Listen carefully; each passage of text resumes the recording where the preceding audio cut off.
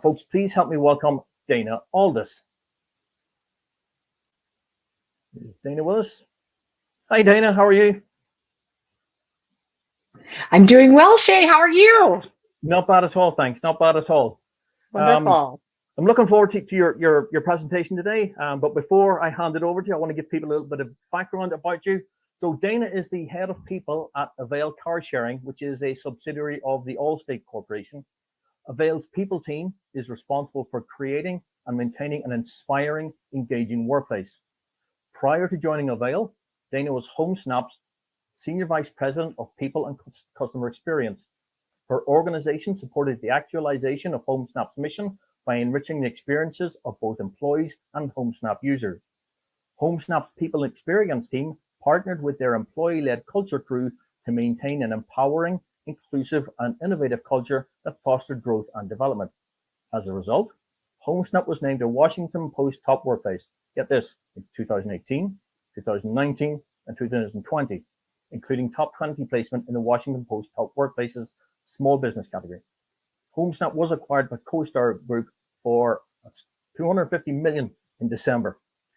And prior to joining HomeSnap, Dana was a senior director of people and culture at Modus Hotels, where she boosted employee engagement by 10% year over year. Brilliant. Before joining Modus Hotels, she spent 5 years at Living Social, where she led various HR, training, service, and operations teams. Dana holds a bachelor's degree in economics from the University of Virginia and a master's degree in organization development and knowledge management from George Mason University. Dana's presentation today is entitled The Challenges and Advantages of Maintaining a Fully Remote Workforce. And without further ado, I'm delighted to hand you over to Dana. Dana, take it away. Wonderful. Thank you so much, Shay. Again, you're certainly a tough act to follow, but I'm going to do my very best. Wonderful. So again, as Shay mentioned, I do have the honor of serving as Avail Car Sharing's head of people. What I thought I would do just very, very quickly before we get into it is just tell you all a little bit about Avail Car Sharing, what we do, and who created us and why we exist. So what I was saying is that Avail Car Sharing is what it sounds like. We are a car sharing company. So we fundamentally don't believe the car ownership should be all or nothing. So if I have a car, if I only need it sometimes, we believe that it is important to enable folks to be able to earn money off of that car and to enable local borrowers to potentially borrow it, right? So we'd like to think of ourselves as the Airbnb of car ownership. And fundamentally, what we would like to do is we would like to continue to show people a better mobility option. At the heart of it and at the root of it, we truly aspire to provide simple and accessible car sharing for all, and to eventually, hopefully, become the go-to car sharing option in an evolving transportation landscape. And as you all may have noticed on the first slide, we do happen to be owned by Allstate. So we are just so incredibly fortunate to be owned by Allstate. We are actually an organization that was incubated within Allstate. We weren't acquired by Allstate. Allstate really did a wonderful job of looking into the future, thinking about the future of car ownership, and they actually partnered with BCG to incubate our company in 2018. So Allstate provides us with so many advantages. Obviously, an incredibly well-known brand name. They're such a trusted partner. Our customers have a tremendous peace of mind, have tremendous peace of mind because they know that Allstate is our primary insurance carrier, and they also, of course, have fantastic quality protection products as well as a world-class claim service. So we also have the fantastic opportunity of being able to connect our business to Allstate customers. So again, it's just an outstanding partnership. We're very thankful to be owned and operated by Allstate. So enough about Avail. I wanted to talk to you all again a little bit about our culture, starting with our culture statement or our culture vision, and then we will get into our position as a remote workforce. So at Avail, again, we really aim to create and maintain, like I'm sure so many of you, an engaging, inspiring, and inclusive culture, because ultimately we want our employees to be able to develop and thrive. We want them to be their best selves. And we actively work to connect Availers to our vision and goals, our mission and goals, and to one another. We also want to celebrate our differences to foster a sense of belonging so that we can build better products for the communities we serve. So that's our very long way of saying we want to keep people inspired. We want to keep people thriving, because ultimately that is going to create a happier group of employees. We hope that they will also be happier in their personal lives via their engagement at work. And then ultimately, our business is going to be better for it. So that's what we want to do. I also wanted to talk to you all about our remote philosophy and culture. So we, like so many businesses, actually decided during COVID to go fully remote from a corporate perspective. We do have, of course, some employees that physically work on our lots who aren't remote, but our entirety of our corporate staff is remote. We work remotely across the continental United States.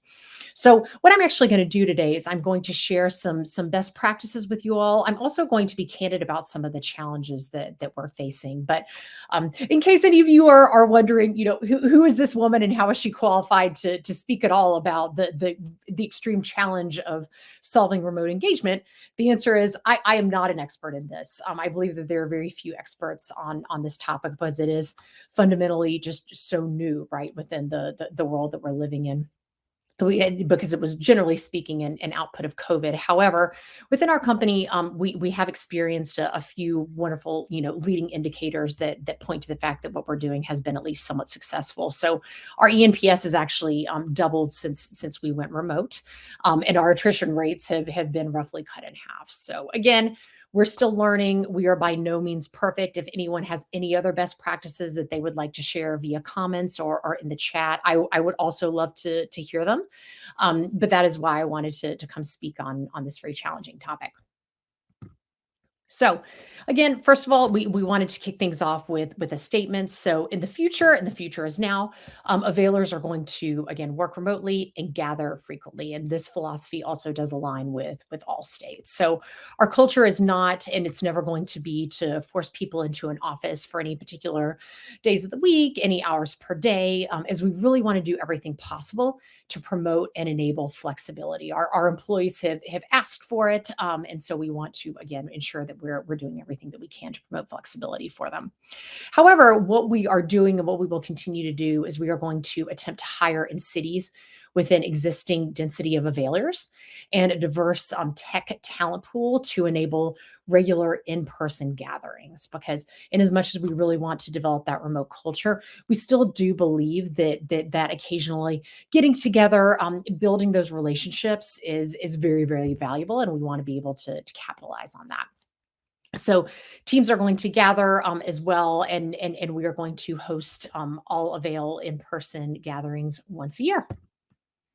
And as you can see, when we get together, we really try to make the most of our time. So these are a few photos from our annual gathering that we held in Chicago over the summer.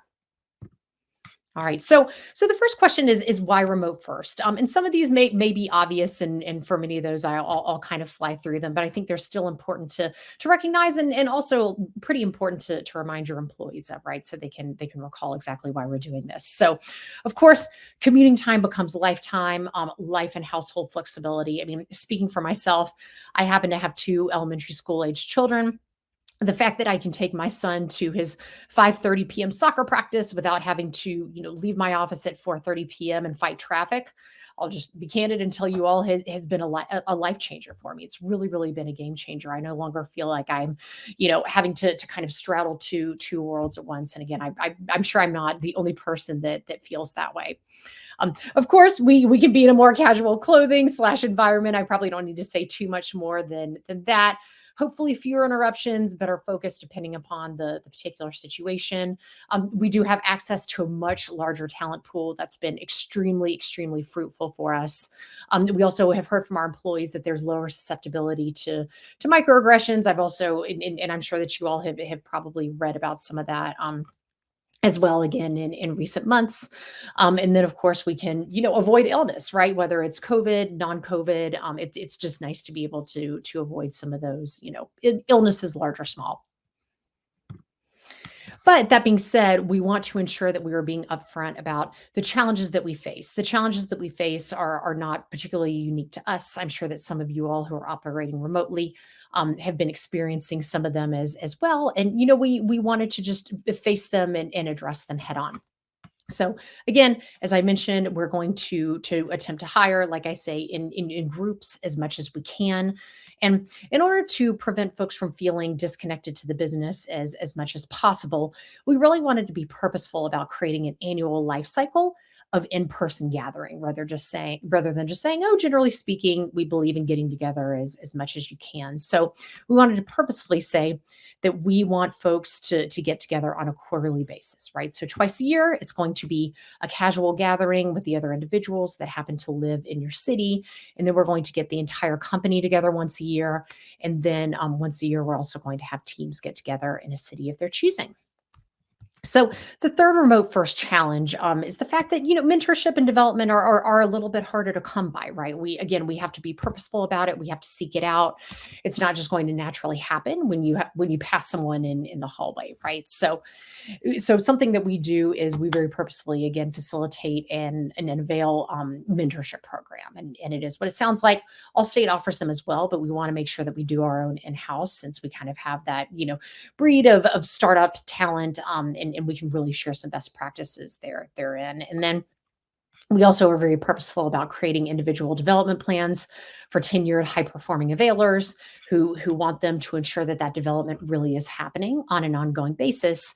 And then thirdly and fourthly, we want to ensure that we are developing and delivering our own learning and development content and keeping folks connected to our senior team members through Ask Me Anythings, through department level lunch and learns, so that they can, again, just get some of that knowledge and have some of those interactions that they would naturally be having if they happen to be in the office. And then item number 4, this is very important. Again, I'm sure that many of you all who are fully remote are experiencing these same challenges. We definitely tend to worry about the burnout that our employees may be experiencing due to blurred lines between work and life. Again, anyone that has worked remotely, I'm sure, has experienced that fatigue of, I feel like I'm kind of always working because I look around and I see the setting that I work in, but it happens to be also the setting that I live in. So it's, we kind of need to talk our brains out of it. We need to ensure that we're shutting down when it's appropriate, right? So again, we can share some best practices here. I think the two things that we really emphasize the most are blocking time on your calendar for deep focused work, and then also minimizing unnecessary meetings. So there's a lot of data out there. I was actually reading a point from Adam Grant the other day showing that just excessive meeting scheduling was a COVID overreaction. I'm sure that many of you all, we certainly, when COVID happened, didn't really know what to do with ourselves. So we said, oh, let's hold a daily stand-up. Let's hold twice a day stand-ups just to make sure that we see each other and we know what's going on. And many of those meetings just have kind of continued out of habit. So we've actually asked our organization to take a look at all of our meetings, critically speaking, and really say, does this need to be a meeting? Can it be a Slack? Can it be, an email check-in? Is there any other option other than pulling people into meetings? All right. And then, like I say, I'll fly through these next few slides because I know that we're running short on time.